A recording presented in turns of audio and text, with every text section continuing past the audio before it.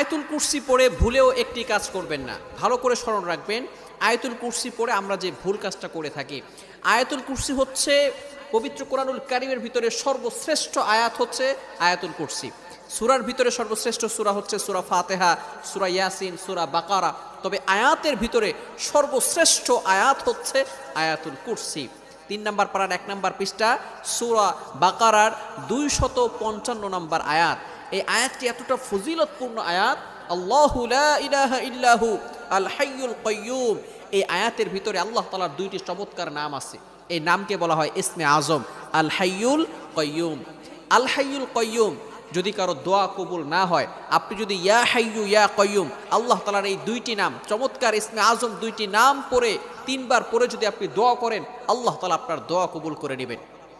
যেহেতু এই আয়াতের ভিতরে আল্লাহ তাআলার 2টি ইসমে আজম নাম রয়েছে, এই নামের কারণে